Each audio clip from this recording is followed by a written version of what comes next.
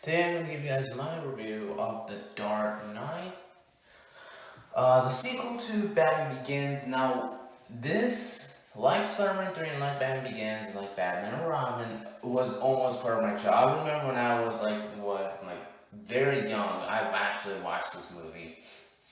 So when I was very young, I actually saw it, and I always loved the movie ever since. Um, I just think that the movie has no flaws. It's perfectly edited, has incredible CGI, like enter Flash time levels of CGI, which is insane. Um, and I just realized how really good this movie was. This movie actually is arguably the best superhero movie ever made. Um, Unless you know my Marvel Z show just completely is like Dark Knight. You might be the best superhero movie, but now we're like the best, way better. Yeah.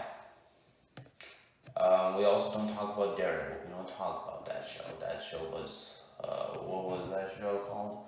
Daredevil. Oh yeah.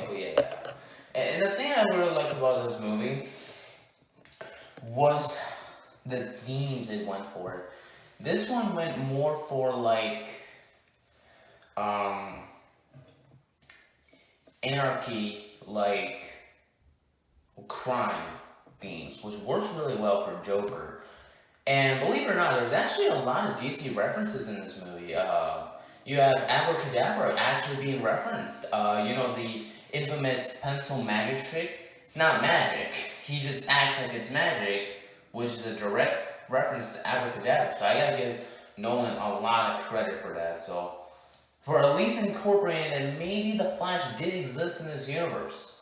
We don't know. Maybe even Superman, Green Lantern exists in this universe. Maybe Green Lantern was Ryan Reynolds. By the way, Ryan Reynolds' Green Lantern movie is not bad. The CGI is actually really good. There, I said it. Um, Also, Plastique and Heatwave were even referenced when Joker was talking about how he lived with a really bad father. Joker mentioned that. And you know how sometimes you have traits from your parents? So that says to me that Joker had to been the son of like Plastique and Heatwave. That's just my Joker theory. Because it would make more sense because those villains do actually have a lot in common from in the comics at least from Joker has a lot in common with those guys. Two-Face, really good character actually. I can't call him a main villain because I call Joker more the main villain. Two-Face is just like a secondary antagonist, kind of like my show where in season 4, at first glance you might think, oh, Terminators, Walkers are the main antagonists. No, they're not. They're kind of like the secondary, but they're not like the main antagonist. The main antagonist is just humans. Yeah, humans. I know a lot of people are wondering why? Why not Terminator? I mean, they are the secondary antagonists, so you don't have to worry about that. So, anyways, this is Dark Knight, not Marvel vs. DC. Another thing I really enjoyed was how each character directly impacts Batman as a character. You know, you have Gordon. His arguably his closest ally yet. You have Two Face, his newest ally. Even then, Batman's still not 100% sure he can trust. You have Rachel. You have the Joker, Alfred, Lucius Fox. These are all great characters because they actually have a reason to be in the movie. They have a big impact on Batman's character. Too bad we couldn't get the Flash in this movie. Why, Warner Bros? Why couldn't we get Superman, Wonder Woman, Flash, Green Lantern, Shazam, Green Arrow, Black Canary, Firestorm, Hawkman, Zatanna, Hawkgirl, blah blah blah blah. Why? We need this.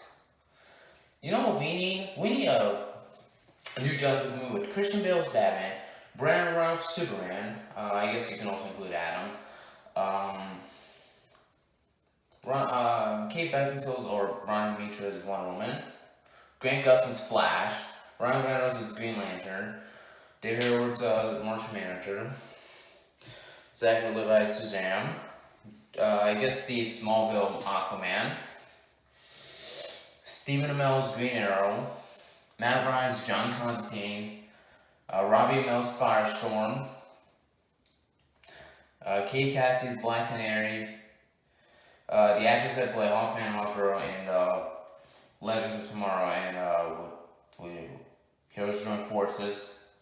So, and like literally that's like the perfect Justice League like team, because you get someone else, because I think that would be the best way to show how the league, I think that's the best version of the league you can ever have from a movie.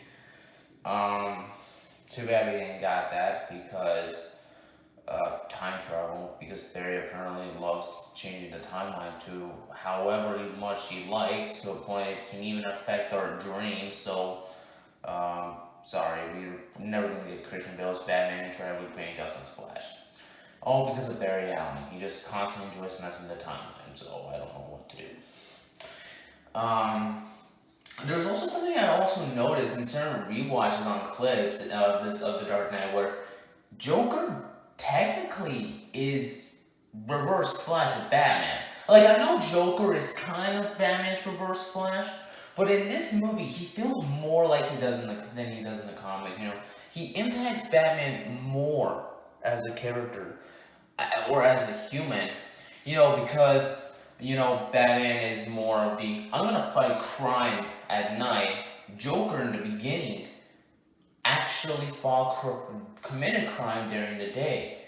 So, and not to mention, Joker also did all the things Batman represented, which was order, law, and justice, where he represented chaos, anarchy, and just, what is another word? Like I don't know, or injustice, I should say. Yeah. Do you see the three things I just mentioned? Batman represents law, order, and justice, where Joker represents chaos, anarchy, and injustice, and that's really the good parallel you can have.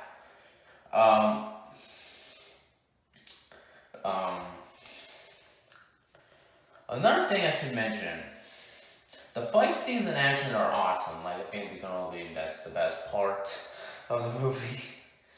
Bro, I have nothing else to say other than it's arguably one of the best movies ever made. Only problem is no Grant Gustin's Flash.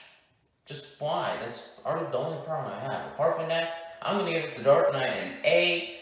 It's a very good movie. I recommend you check it out. And yeah, I'll see you next time. Goodbye.